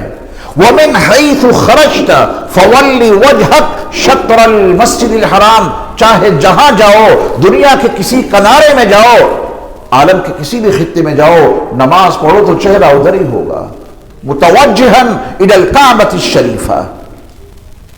یہ مسجد اسی رخ پہ بنی ہے۔ کوئی اگر ایسا کیمرہ مل جائے جس سے پوری دنیا کی مسجدوں کا فوٹو آ جائے، تصویر آ جائے اور بیت اللہ کا بھی فوٹو آ جائے، تو شکل کیا بنے گی معلوم آپ کو؟ جیسے صحن کعبہ میں نماز کے وقت میں نمازی چاروں طرف کھڑے ہوتے ہیں اور بیچ میں بیت اللہ ہے، یہی نقشہ آپ کو دکھائی دے گا۔ عالمی سطح کے اوپر اگر کوئی فوٹو لیا جائے، آپ کو بیچ میں بیت اللہ نظر آئے گا اور دنیا میں چاروں طرف اس کی طرف رخ کیے ہوئے مسجدیں نظر آئیں گی۔ وہ کس لیے؟ تاکہ تمہارا تعلق، ہمارا تعلق، آپ کا تعلق بیت اللہ سے ختم نہ ہو جائے۔ 24 گھنٹے میں کم از کم 5 نمازیں، اس کے علاوہ آپ کو اشراق پڑھنی ہے، چاشت پڑھنی ہے، اوابین پڑھنی ہے، تہجد پڑھنی ہے۔ ہر نماز میں رخ آپ کا ادھر ہی ہوگا۔ یہ نماز کا رخ ادھر کیوں رکھا گیا؟ کیا بیت اللہ میں اللہ مقید ہے کیا؟ اللہ اس گھر میں پیک ہے کیا؟ مسئلہ یہ ہے کہ فَأَيْنَمَا تُوَلُّوا فَثَمَّ وَجْهُ اللَّهِ، ایسے علاقے میں پہنچے جہاں کوئی رخ بتانے والا نہیں، کوئی مسجد نہیں، نماز پڑھنی ہے، شریعت کہتی ہے تحری کر لو، غور و فکر کر لو، غور و فکر کر کے نماز شروع کی، ادھر منہ کر کے پورب کی طرف۔ نماز پوری ہو گئی، اتنے میں پہنچ گئے مولانا عرفان صاحب کہ بھئی تم نے مصلی یہاں بچھا رکھا ہے اس طرف، قبلہ تو ادھر ہے، کیا اس کو نماز دہرانی ہے یا ہو گئی؟ شریعت یہ کہتی کہ ہو گئی۔ اللہ ادھر کوئی قید نہیں ہے، پڑھ لی ادھر تو پڑھ لی۔ اللہ اس گھر میں مقید نہیں ہے۔ فَأَيْنَمَا تُوَلُّوا فَثَمَّ وَجْهُ اللَّهِ، اللہ تو ہر جگہ موجود ہے، لیکن تمہارا تعلق مرکز ہدایت بیت اللہ سے نہ ٹوٹے، اس کے لیے وہاں کا پابند بنایا گیا کہ جب بھی کوئی نماز پڑھو تو ادھر ہی رخ کر کے پڑھو۔ یہ مصلحت ہے اس میں۔ نماز میں قرآن پڑھتے ہیں، کتاب اللہ سے بھی رشتہ قائم ہو گیا اور بیت اللہ سے بھی رشتہ قائم ہو گیا۔ رسول اللہ سے رشتہ کیسے قائم رہے اور باقی رہے؟ 24 گھنٹے کی معمولاتی زندگی میں جو ہمارے مرکز ہدایت رسول اللہ ہیں، ان سے تعلق کیسے قائم رہے؟ ان سے تعلق کیسے قائم رہے گا کہ اللہ کا جو حکم پورا کرنا ہے نبی کے طریقے پر پورا کرو، ان سے تعلق قائم رہے گا، یعنی سنتوں کی پیروی کرو۔ کیا نظام ہے ہمارے اللہ کا؟ لَقَدْ كَانَ لَكُمْ فِي رَسُولِ اللَّهِ أُسْوَةٌ حَسَنَةٌ، تمہارے لیے اللہ کے رسول کی ذات گرامی میں بہترین نمونے عمل موجود ہے۔ عبادت ہو، اللہ کے حکم کی تابعداری ہو، اس میں طریقہ چلے گا نبی کا، نبی کی سنتوں کو اپناتے رہو گے تو مرکز ہدایت رسول اللہ سے تمہارا رشتہ قائم رہے گا، اور نبی کی سنتوں پہ عمل کرتے رہو گے، اللہ تمہیں ہدایت سے نوازتا رہے گا۔ وضو کرتے ہیں، وضو 24 घंटे में कम से कम 5 मरतबा तो करते ही हैं। वजू के लिए ऑर्डर लिखा है कुरान में, या अय्युहल्लज़ीना आमनू के साथ। कुरान में लिखा है कि ऐ ईमान वालो, जब तुम नमाज पढ़ना चाहो, नमाज का इरादा करो तो वजू करो और ऐसे करो। कुरान की आयत देखें, या अय्युहल्लज़ीना आमनू इज़ा क़ुमतुम इलस्सलाह फ़ग़सिलू वुजूहकुम व अयदियकुम इलल मराफ़िक़ वमसहू बिरुऊसिकुम व अर्जुलकुम इलल काबैन। ये ऑर्डर है अल्लाह की तरफ से ईमान वाले बंदों को कि जब तुम नमाज पढ़ना चाहो तो तुम्हें 4 काम करने होंगे। पहला काम है कि चेहरे धो, दूसरा काम है दोनों हाथ कोहनियों तक धो, तीसरा काम सरों का मसा करो, और चौथा काम है पैरों को टखनों समेत धो। ये किसका ऑर्डर है? आपने कभी अपने अल्लाह का ये ऑर्डर माना? अल्लाह का ये हुक्म आपने कभी पूरा किया ऐसे जैसे कुरान में लिखा है? 1450 साल का अरसा गुजर गया, मुसलमानों ने अल्लाह के इस हुक्म के मुताबिक कभी वजू नहीं किया। ना आप करते हैं। अभी ईशा के लिए आपने वजू किया, अल्लाह का ऑर्डर है पानी लो और चेहरे धो। आपने कभी ऐसा वजू किया? पानी लेके चेहरा धो लिया हो? अल्लाह का ऑर्डर है, उसके बाद हाथ धो लो, उसके बाद मसा कर लो, पैर धो लो, नमाज पढ़ो। आपने कभी ऐसा वजू नहीं किया कि साहब पानी लें और चेहरा धोना शुरू कर दें। हुक्म तो अल्लाह का यही था कि चेहरा धो। फ़ग़सिलू वुजूहकुम, ये पहला हुक्म है। आप अल्लाह का ये हुक्म शुरू करने से पहले, अल्लाह का ये हुक्म पूरा करने से पहले 3 काम जरूर करते हैं। पहले दोनों हाथ गट्टों तक धोते हैं, कहां लिखा है कुरान में? फिर आप कुल्ली करते हैं 3 मरतबा, कहां लिखा है कुरान में? फिर आप नाक में पानी चढ़ाते हैं 3 मरतबा, कहां लिखा है कुरान में? जब चेहरा धोओगे तो किताबुल्लाह से रिश्ता कायम होगा, जो कि किताबुल्लाह में ऑर्डर है, वो हमारे लिए मरकज़ हिदायत है। जब चेहरा धोएंगे तो किससे ताल्लुक कायम होगा? किताबुल्लाह से। और उससे पहले जो 3 काम करते हैं, इन 3 कामों से रिश्ता कायम होगा रसूलुल्लाह से। किससे रिश्ता कायम होगा? रसूलुल्लाह से। अब मुझे बताइए, जब आप वजू करते हैं तो पहले गट्टों तक हाथ क्यों धोते हैं? हमारे नबी ने धोए, अल्लाह का कोई ऑर्डर नहीं है, किताबुल्लाह में लिखा भी नहीं है। आप कुल्ली क्यों करते हैं? किताबुल्लाह से ताल्लुक तो कायम होगा फ़ग़सिलू वुजूहकुम से। आप कुल्ली क्यों करते हैं? ताकि रसूलुल्लाह से रिश्ता कायम हो। ये अल्लाह का गैबी निज़ाम है, जोड़ दिया है, कोई जानबूझ के भागे उसका कोई इलाज नहीं। फिर आप नाक में पानी चढ़ाते हैं, क्यों? ताकि रसूलुल्लाह से रिश्ता कायम रहे। सुन्नतों की पैरवी करके अपना ताल्लुक रसूलुल्लाह से बाकी रखना है, तभी तो हिदायत मिलेगी। एक आदमी कहता है कि हमने पानी लिया और चेहरा धो लिया, अल्लाह का हुक्म पूरा कर दिया, किताबुल्लाह से रिश्ता कायम हो गया, क्या जरूरत है वजू में रसूलुल्लाह से रिश्ता कायम करने की?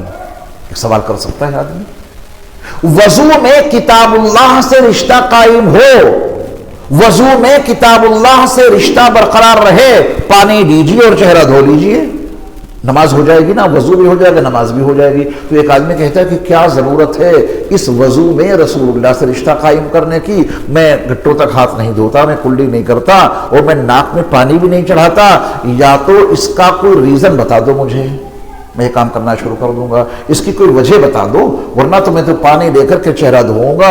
ये 3 काम मुझसे पहले क्यों करवाते हो? इसका रीजन बताओ कि ये 3 काम रसूलुल्लाह ने क्यों बताए, तो मैं करना शुरू कर दूंगा। तो आप उसको बड़ी आसानी से मजमून समझा सकते हैं कि हर पानी से वजू नहीं होता, हर पानी से मुंह हाथ धोने से किताबुल्लाह से रिश्ता कायम नहीं होगा। उस पानी में 3 सिफात का सही होना जरूरी है। अगर वो 3 सिफात सही होंगी तो तुम्हारा किताबुल्लाह से रिश्ता कायम होगा, तो तुम्हारा वजू होगा। हर चीज से वजू थोड़ा ना हो जाता है। शरबत रखा है घर में, चीनी का घुला हुआ शरबत, पाक है नापाक, वजू हो जाएगा उससे, ठीक है ना? तो हर पानी से वजू नहीं होता है, उसी पानी से वजू होगा जिसकी 3 सिफात सही हो। पहली सिफत उसका रंग सही हो, और दूसरी सिफत ये कि उसका जायका भी सही हो, पानी वाला हो, और तीसरी ये कि उसकी बू सही हो, बू बदबू न पैदा हो गई हो। करोड़ों दुरूद व सलाम हो नबी आखिरुज़्ज़मा सल्लल्लाहु अलैहि वसल्लम पर। किताबुल्लाह से रिश्ता कायम करने से पहले नबी की सुन्नतों को अपनाओ। हाथ पहले गट्टों तक धो, धोना तो है, यहां तक मत धोना, पहले गट्टों तक धो ताकि पानी के रंग का चेकअप हो जाए। कुल्ली करो, उसका जायका चेक हो जाए। नाक में पानी चढ़ाओ, उसकी बू मालूम हो जाए, नबी की सुन्नतों पे अमल करके पानी के तीनों चेकन हो जाए, तो अल्लाह का हुक्म पूरा करो। अल्लाह का हुक्म नबी के तरीकों पर पूरा करना है। तो हमारा रिश्ता, हमारा ताल्लुक इन तीनों मरकजों से कायम रहे तो हिदायत पे गामज़न रहेंगे। इहदिना सिरातल मुस्तकीम की दुआ मकबूल हुई या नहीं यह आपको खुद मालूम हो जाएगा। हालांकि दुआ की कबूलियत गैबी चीज है, लेकिन उसके कुछ आसार होते हैं। आसार ये हैं कि हमने कहा अल्लाह से इहदिना सिरातल मुस्तकीम, हमें सीधे रास्ते की हिदायत दीजिए, और हिदायत के तीन मरकज, आपका ताल्लुक किताबुल्लाह से भी कायम है, और आपका ताल्लुक बैतुल्लाह से भी कायम है, और आपका ताल्लुक रसूलुल्लाह से भी कायम है।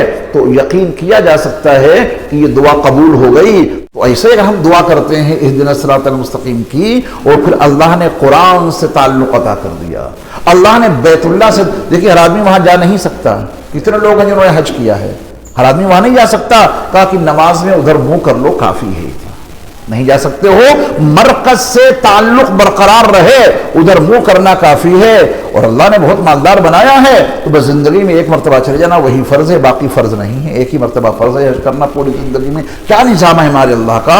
तो बताइए हिदायत के मरकज कितने हैं?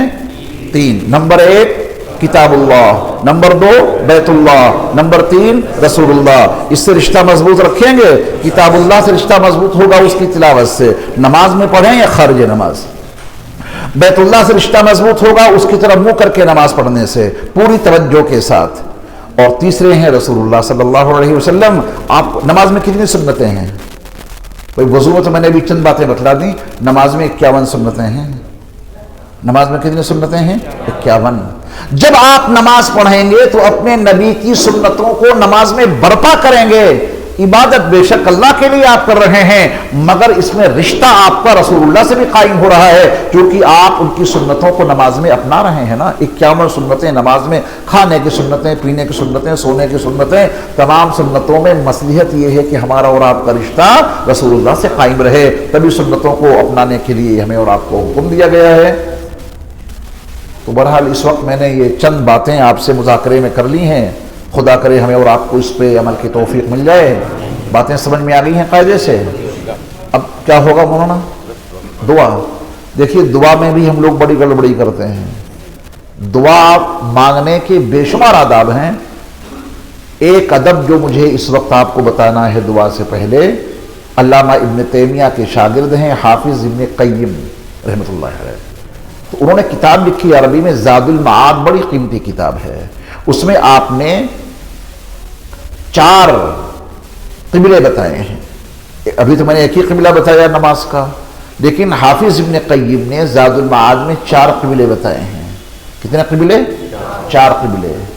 इबादत का क़िबला अल्लाह, सारी इबादतें उन्हीं के लिए। इताअत का क़िबला रसूलुल्लाह, इताअत उन्हीं की है। और नमाज का क़िबला सबको मालूम है बैतुल्लाह, अभी मैंने उसका जिक्र किया। अब मुझे बताइए दुआ का क़िबला। दुआ का क़िबला है अर्शुल्लाह, अल्लाह का अर्श। इब्न क़य्यिम लिखते हैं दुआ का क़िबला क्या है? अर्श। तो नमाज किसी और के लिए नहीं, अल्लाह के लिए। इताअत किसी और की नहीं, रसूलुल्लाह की। ये नमाज बैतुल्लाह की तरफ मुकर के पढ़ते हैं। जब दुआ मांगते हैं तो ये क्यों? इधर देखो मेरी तरफ। पूरी दुआ में घंटा भर की हो, आधे घंटे की हो, हजरत कितनी लंबी दुआ कराएं, हमारे हाथ ऐसे चलते रहेंगे पूरी दुआ में, कुछ नहीं ऐसे बैठ गए। बाद मरतबा तो महसूस होता है कि दुआ मांगने जा रहे हैं, दुआ कर रहे हैं, या चिलम पीने की तैयारी कर रहे हैं। जैसे लोग चिलम पीते हैं ना, ऐसे हाथ बना लेते हैं, पता भी नहीं चलता कि ये कुछ मांगना चाहते हैं। मांगने वाली कोई कैफियत ही नहीं। मियां दुनिया का फकीर जब किसी सेठ के सामने जाता है अपनी हाजत लेकर के, तो उसके सामने हाथ फैलाए ही रहता है, इसमें दे दो कुछ। दामन फैला देते हैं, इसमें कुछ डाल दो। कासे गदाई फैला देते हैं, इसमें कुछ डाल दो। दुनिया का फकीर समझता है कि मांगना है तो हाथ फैलाए रखो, सेठ साहब इसमें कुछ ना कुछ डाल ही देंगे। हम इतने बेअदब हो गए कि अल्लाह से मांगने के लिए हाथ उठाए। क्यों हाथ उठाए? वो तो आलिमुल गुयूब व शहादा हैं। ऐसे लेटे लेटे हाथ को पीछे डाले हुए, या अल्लाह فلاں آدمی بیمار ہے، اس کو شفا عطا کر دیجئے، میں بہت پریشان ہوں، میری پریشانی دور کر دیجئے، ایسے کیوں نہیں دعا مانگ لیتے؟ ہاتھ کیوں اٹھائے؟ نہ اٹھاؤ ہاتھ، لیکن اگر اٹھائے ہیں تو سلیقے سے اٹھاؤ۔ رونا نہیں آتا تو رونے والوں جیسی شکل بنا لو۔ اگر ہاتھ اٹھائے ہیں تو سلیقے سے اٹھانے پڑیں گے، ورنہ ہاتھ ہی نہ اٹھاؤ۔ اور ہاتھ اٹھانا سنت ہے دعا کے اندر، جب اٹھائیں تو پھر ابن قیم کی اس بات کو یاد رکھیں کہ دعا کا قبلہ عرش الہی ہے۔ نماز میں ایسے ہاتھ کرتے ہیں نیت باندھنے کے وقت میں، چونکہ قبلہ سامنے، متوجہا الی الکعبۃ الشریفہ، تو جب دعا مانگنی ہو تو اپنی ہتھیلیوں کو عرش کی طرف کر دو، آئے گا وہاں سے۔ آتا ہے کچھ کہ نہیں؟ اس میں کچھ گرتا ہے کہ نہیں؟ آتا ہے، گرتا ہے، دکھتا نہیں ہے۔ اور جن کو دکھتا تھا وہ بتا گئے کہ اس میں جو کچھ آیا ہے، دعا کے بعد نبی علیہ السلام اپنے دونوں ہاتھوں کو اپنے چہرے کے اوپر پھیر لیا کرتے تھے۔ یہ ایسے کیوں لگایا جا رہا ہے؟ اس میں آیا ہے کچھ۔ بخاری پڑھیے، ابو ہریرہ باتوں کو بھول جاتے تھے، کوئی بات یاد نہیں رہتی تھی، نبی سے شکوہ کیا، یا رسول اللہ مجھے کچھ یاد نہیں رہتا، آپ کی حدیثیں سنتا ہوں بھول جاتا ہوں۔ میرے مصطفیٰ نے فرمایا کہ ابو ہریرہ تمہارے کندھے پر جو چادر پڑی ہے اس کو یہاں بچھاؤ۔ چادر کب بچھوائی جاتی ہے؟ جب اس میں کچھ دینا ہوتا ہے۔ ابو ہریرہ رضی اللہ تعالیٰ عنہ نے اس چادر کو بچھایا، نبی نے کچھ مانگا اللہ سے، کیا آیا؟ ابو ہریرہ کو بھی نہیں دکھائی دیا، کسی کو نہیں دکھائی دیا۔ جو آیا اللہ کی طرف سے، آپ نے ان ہاتھوں کو اس چادر کے اوپر ایسے کر دیا، کیا آیا وہ نہیں دکھا۔ اور میرے مصطفیٰ نے اپنے ہاتھوں سے اس پر کیا ڈالا، اس چادر ابو ہریرہ پر، وہ بھی نہیں دکھا۔ آیا بھی ہے، میرے مصطفیٰ نے اس پر ڈالا بھی ہے۔ ہر چیز دکھتی تھوڑی نہ ہے۔ آپ کے گھر میں وائی فائی لگا ہے؟ بہت سے گھروں میں لگا ہوگا وائی فائی۔ وہ جو اس کے اندر سے شعاعیں نکل رہی ہیں وائی فائی سے، جو نیٹ پر کر رہا ہے، وہ دکھتا ہے؟ دکھتا تو نہیں، لیکن کام پورا کرتا ہے۔ ایسے ہاتھ اٹھائے اور اپنے اللہ سے کچھ مانگنا شروع کیا، آ رہا ہے، بہت کچھ آ رہا ہے، دکھ ہی تو نہیں رہا ہے۔ ہمیں بہت ساری چیزیں نہیں دکھتی لیکن اس کو مانتے ہیں ہم اور آپ۔ تو ہاتھ ایسے رگڑتے رہیں گے، اللہ ناراض ہو جائیں گے۔ کتنے بے ادب لوگ ہیں یہ، مانگ رہے ہیں تو مانگنے والی شکل بھی نہیں بنا رہے، مانگنے کے لیے ہاتھوں کو بھی ہمارے عرش کی طرف نہیں کر رہے ہیں، کیا دیا جائے ان کو؟ اور پھر شکوے اتنے زیادہ ہیں کہ دعائیں قبول نہیں ہوتی۔ اللہ ہمیں سمجھ عطا فرمائے۔ ابو ہریرہ سے فرمایا کہ ابو ہریرہ اب یہ چادر آپ اٹھاؤ اور اپنے سینے سے لگاؤ۔ سیدنا ابو ہریرہ رضی اللہ تعالیٰ عنہ نے اس چادر کو اٹھایا اور اپنے سینے سے لگا لیا۔ اللہ کی طرف سے میرے مصطفیٰ کے ہاتھوں پر کیا آیا وہ نہیں دکھا۔ میرے مصطفیٰ علیہ السلام نے اپنے ہاتھوں سے ابو ہریرہ کی چادر پر کیا ڈالا وہ نہیں دکھا۔ اور ابو ہریرہ نے چادر کو اٹھایا اور اپنے سینے سے لگایا، اس چادر کے ذریعہ سے عطائے نبوی ان کے سینے میں کیسے داخل ہوئی یہ بھی نہیں دکھی، رزلٹ دکھا۔ پہلے کچھ نہیں دکھا، چادر کو سینے تک لگانے تک کچھ نہیں دکھا، رزلٹ یہ دکھا کہ ابو ہریرہ رضی اللہ تعالیٰ عنہ اس کے بعد جو کچھ سنتے تھے وہ ہمیشہ کے لیے یاد ہو جاتا تھا۔ جو صحابہ میرے مصطفیٰ کی صحبت میں 23 سال تک رہے مسلسل، ان سے اتنی حدیثیں مروی نہیں ہیں۔ ابو ہریرہ کو 2 سال کا موقع ملا تھا، سن 8 ہجری میں ایمان لائے یمن سے آ کر کے، اور نبی علیہ السلام سن 11 ہجری کے اوائل میں دنیا سے تشریف لے گئے۔ 2 سال چند مہینے کا وقفہ ملا، اور سب سے زیادہ حدیثیں انہی سے منقول ہیں۔ یہ اللہ کا غیبی انتظام تھا کہ ایک ایسا شخص جس کا وقت میرے مصطفیٰ کے ساتھ بہت مختصر لگا ہو، اور حدیثیں اتنی زیادہ۔ ابو ہریرہ کا اس میں کوئی کمال نہیں، اس میں جو کمال ہے وہ میرے مصطفیٰ کے معجزے کا کمال ہے۔ اللہ جس سے جو کوئی کام لے لے۔ تو اس کی دعوت دینی ہے آپ کو، لوگوں میں تبلیغ کرنی ہے۔ ایک تو دعوت دینا کہ تینوں مرکزوں سے ہمارا رشتہ کبھی ختم نہ ہو، دیں گے اس کی دعوت۔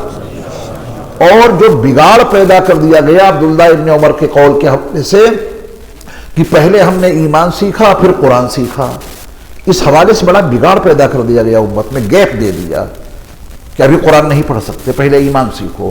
ایسا کوئی مضمون ان صحابہ کے اقوال میں نہیں ہے۔ جو ہے حقیقت میں نے آپ کو بتا دی، خود آگے کی بات موجود ہے، تو لوگوں میں اس بات کی دعوت دو کہ بھائی دیکھو لا الہ الا اللہ محمد رسول اللہ پڑھے ہوئے زمانہ ہو گیا ہم کو، اب ہمیں سیکھنا ہے قرآن۔